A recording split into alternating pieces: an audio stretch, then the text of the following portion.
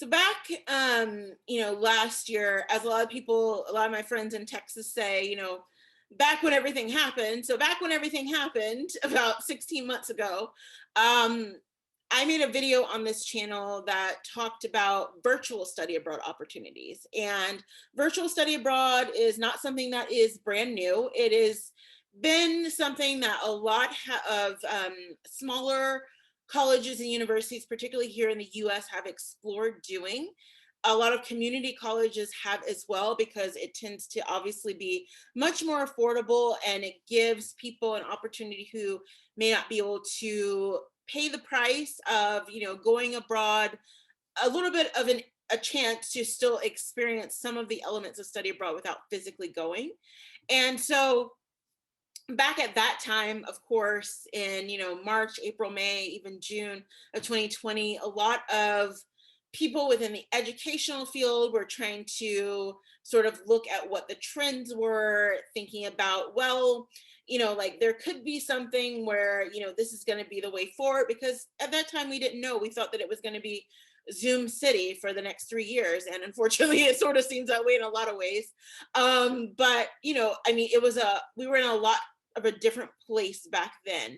And so there were so many articles about virtual study abroad, and how this is the wave of the future and this is that. And of course, coming from someone like me, the video and the blog post that I did, if you are interested in seeing the blog post, I've linked it below. But I sort of had a different take on that. And it wasn't in a selfish way to think about, oh, well, like this is my domain, like my business is based on study abroad. I do study abroad advising. Like I wasn't trying to be a Debbie Downer and say like, oh, this is not possible because I've had some type of malicious intent. I was doing it because realistically I knew that that was not true. Because you don't sort of go from something where, I mean, study abroad, people have been studying abroad for nearly like 120 years. Like it's just been happening. Like even when it was just like 10 people in a program doing it, they have been doing it. And so you don't just get a chance to sort of wipe that out and be like, oh, well, this is a new trend just because we said it. I think that one thing that you will probably learn on this channel is that I can be a little bit of I won't say contrarian, but I definitely don't just kind of go along with just what people are saying just because they want to say it. It's like you have to actually have facts around that, and just feeling like, oh, well, in March or April or May 2020, people are signing up for virtual study abroad. Well, yes, when you have one option, you sign up for the one option. It doesn't mean that it's the wave of the future. So I never bought that. And of course, I was right, because logic actually tells you that most people who want to study abroad are not going to do virtual study abroad. Now, of course, you give them, like I said, if you were in 2020 at any point and that was your only option, you do that because that was what you need to do. And I actually worked with a couple of students that were doing virtual study abroad for the fall, and we worked together to figure out how they were going to be able to translate that to their resume, to talk about it in interviews, all of that. So I definitely support that when that was their only option. But common sense tells you that most students, if they want to do study abroad, they want to do it the right way. They want to do it the traditional way, the old fashioned way, which means they actually study abroad. They actually go abroad. They're not sitting in front of a Zoom class. And so it's been really interesting because recently, and I know like yes, study polls, all those different things.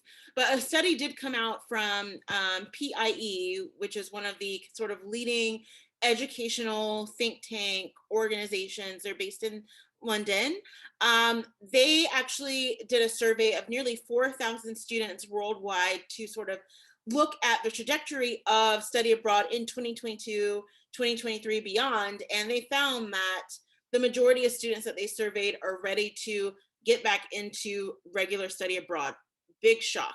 And so I think that that is great. Now, one of the things that was a little bit disheartening, but not really surprising, is they found that students from places like France and Spain said that they are super eager to do it, versus a lot of students in the UK and the US actually ranked lower. Now, I think that there are a few things happening with that.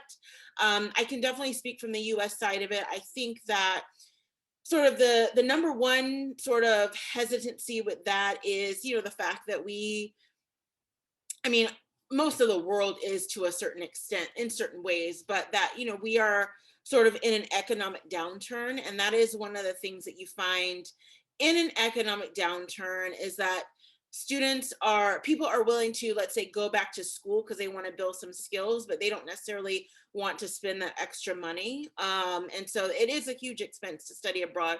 So I think that could be it. I think also too that a lot of students, maybe at the time that the survey was taken in places like the UK and the US, I mean, you have to think that it probably was taken maybe, I'll have to look and see when it was taken, but it must have been taken the past 6 months. Like, it's been kind of this back and forth of, are you gonna get to do something? Or are you not gonna get to do something? Do you have to wear this on your face? Do you not have to wear this on your face? Do you need the shot in your arm to go this place? Do you not need it? And that's been sort of, in the UK, here in the US, like all these different things. And so I feel like the reflection of those surveys was not necessarily what people are really feeling deep down. I think that it was a snapshot in time of what they're feeling, their frustrations. And I completely get that. I think that any of us at any point throughout the past 16, 17 months, if you took a survey of us, there are so many different ways that we could feel about a particular question, because I can't imagine that, a large portion of UK students who, I have known, like I've known them. I know a lot of younger UK students now who have always talked about traveling and studying abroad. And then, of course, here in the US, where there's so much dedicated at most colleges and universities, I can't imagine that they would not want to do that and would just say, well, oh, I'd rather not do it, or I would rather do a virtual version. I don't believe that. I think that it really is the fact that a lot of people in countries like the UK, in the US, even speaking for myself, it's like we don't feel like we have the clarity of what is going to happen. Whereas I feel like in places like France, like in Spain, where it's like it's already been set out of, this is what the expectations are when you come here. This is the expectations when you go to a new place. Whether you like it or not, people kind of have an understanding of what is expected. And so they feel really eager to do it. I also think too that particularly with um, maybe students who are, maybe from the US or the UK or some other places that weren't even included on there, is that I think that there's sort of this hesitancy to figure out, well, what does that mean for me after I study abroad? So does it mean that it's going to help me with a future career? Does it not? Because in the survey, the students from places like France and Spain said, yes, like, I feel like I'm ready to get back out there. I know that now more than ever, this is going to help me with my career. It's going to be huge for me to be able to, make those connections.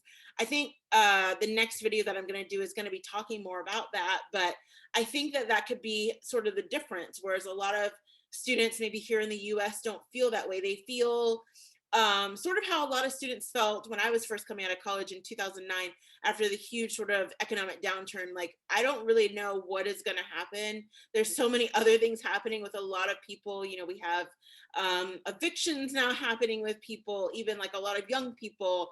And, a lot of kids have now learned that they're going to have to still be doing virtual learning online. Maybe they're in their third year of college now and they've been doing this for 2 years almost. There's so many different things. So I don't think that that survey is necessarily fully reflective of how people feel, but I would just say that I think that it leans more towards saying that as things sort of balance out a bit more, as we progress forward in sort of dealing with this health situation, that you will see more students sort of opting in again to say that, yes, I want to go study abroad. I do want to do this. And that, not that virtual study abroad does not have a place, because I would never want to say that it does not have a place. As I said, I have known students who have done it. I've advised students who have done it.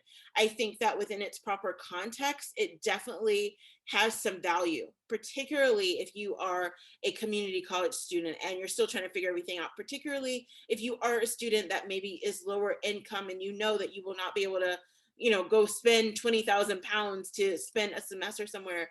It does have great value for that, but it is definitely not the way forward. And we need to be very clear that study abroad, in person, live, in action, in the host country where you have dreamed about being, where you want to go, is still the main focus for everyone that wants to do it, and that we need to be able to support the students as they move forward on this journey for 2022 and beyond. So if you have enjoyed this video, please like it, please share it with other people within your network that you know who want to study abroad. Also too, if you are interested in getting some study abroad advisement with me, I offer sessions starting at 25 US dollars. You can pay in any currency. It's a great opportunity to sort of get started with it now. I mean, as I said in previous videos, there's still sort of a downtime right now of people, you know, wanting to start thinking about their study abroad plans, but they're not quite sure of what they want to do. If you work with someone like me, we definitely can figure it out. It's one-to-one. We have usually a lot of fun because I like to make it personal and really get to know all of the kids that I work with. So please consider working with me. You can click the link down in the description box. Also to subscribe if you have not, and I will see you in the next video.